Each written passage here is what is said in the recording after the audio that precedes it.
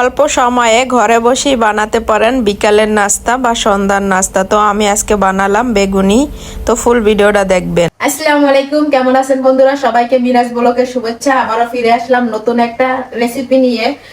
আর বিকালের নাস্তা বলেন বা বাচ্চাদের বাহানা বলেন বা কারো খেতে মনে চাইলে, সামনে রমজান আসতেছে, তো আজকে আমি বানাবো বেগুনি।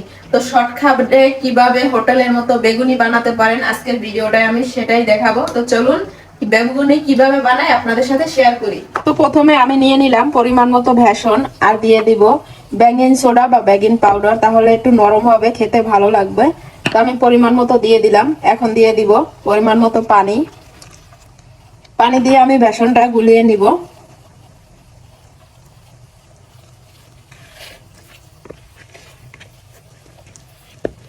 তো বেসনটা আমি গুলিয়ে নিছি, আপনাদের একটু কাছ থেকে দেখাই।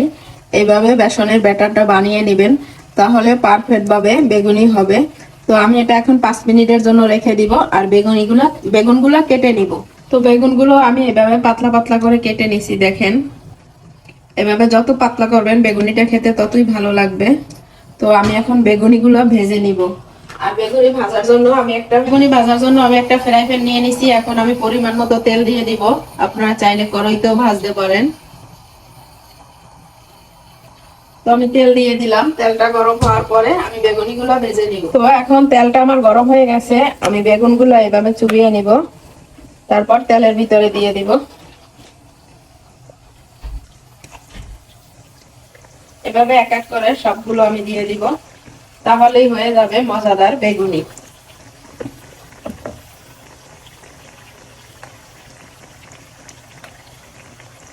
আর তেলটা আপনারা একটু বেশি দেওয়ার চেষ্টা করবেন, যাতে বেগুনগুলো ডুবে যায়।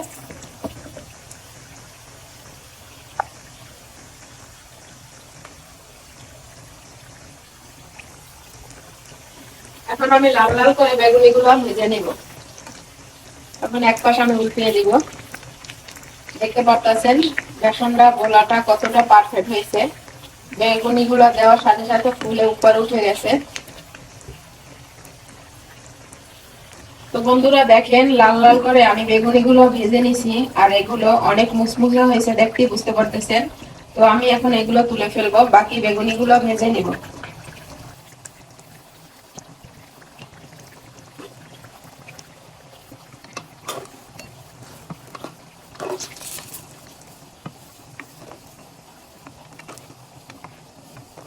তো দেখেন বন্ধুরা, বেগুনিগুলো দেখতে কত সুন্দর হয়েছে।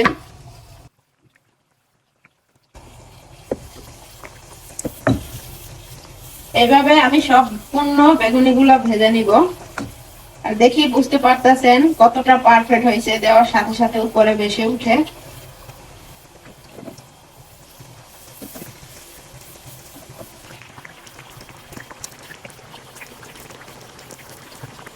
তো আমার বেগুনিগুলো হয়ে গেছে, আর দেখেন অনেক সুন্দর একটা কালার আসছে। এখন আমি বেগুনিগুলো নামিয়ে ফেলবো, আর আপনাদের একটু কাছ থেকে দেখাই কতটা পারফেক্ট ভাবে হয়েছে, দেখেন।